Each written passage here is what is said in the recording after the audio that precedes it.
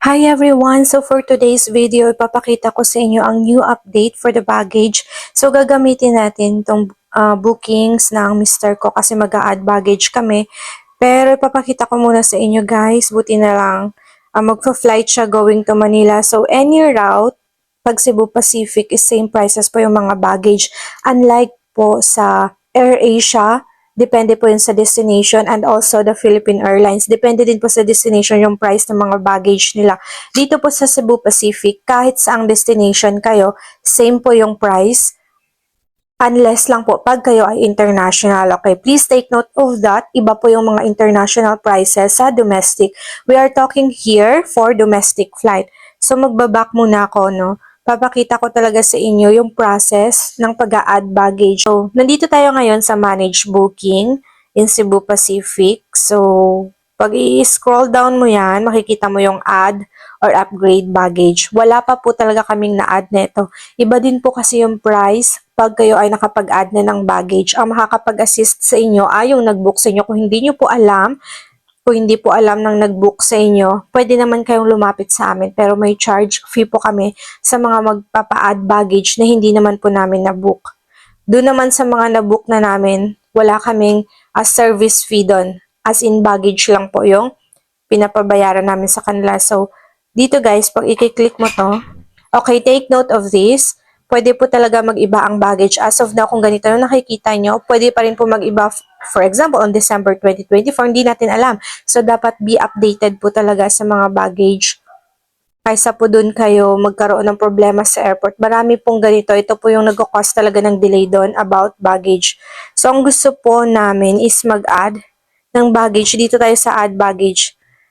So, una nyo po makikita is 20 kilogram one piece, diba? 616 pa din yung price. Pero ito guys, yung bago. Pag i-click mo yung upgrade, meron na silang plus 4 kilogram, plus 8 kilogram, and plus 12 kilogram. Bakit may ganito? Kasi minsan po nag-exist yung baggage ng passenger into 4 kilogram, ganun. So, hindi na po payag yun yung Cebu Pacific. May bayad na po yun ngayon. And this is one piece baggage po. Ayan. Kung mag 4 kg means 24 na dadalhin nyo, isang bag lang po allowed niyan.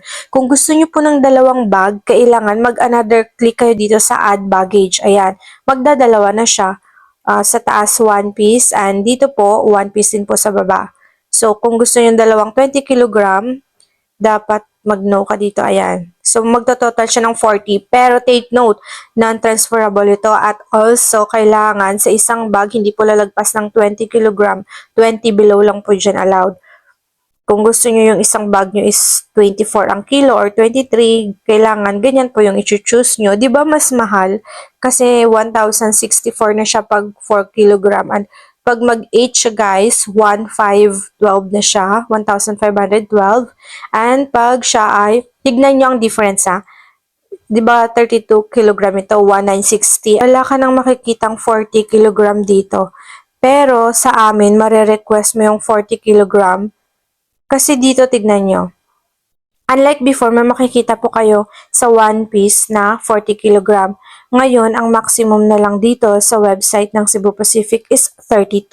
Pero pag kayo po ay nag-book sa travel agency, request po namin yon na 40 kg ang maximum ng isang bagahe nyo po. So, as of now, ito po yung bagong update na medyo advantage po kami kaysa sa website ng Cebu Pacific. Kasi kayo dito guys, wala kayong 40 kg. So what if, di ba?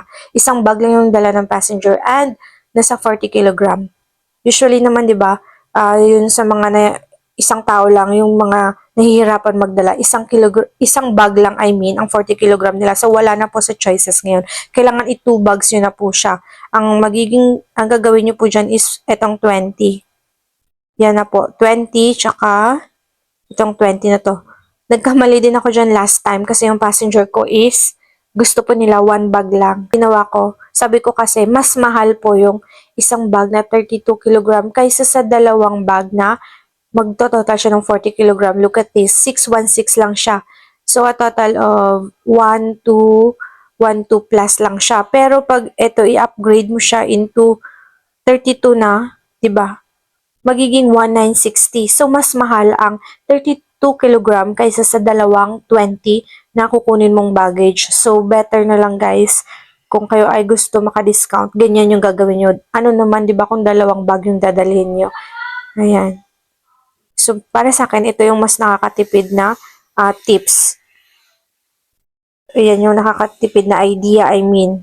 So, pwede kayo mag-add baggage hanggang maximum of 3 pieces. Another add. So, ayan, nag-aano na siya, yung hindi siya nagda-darken kasi hanggang 3 pieces lang po yung mga bag ng each passenger. So, i-delete natin to. Kasi, ang dadali ng mister ko is 20 kilogram lang. Yan yung i-add baggage ko. And then, ayan, gagawin ko ha. Magpo-proceed to payment na po tayo. 616.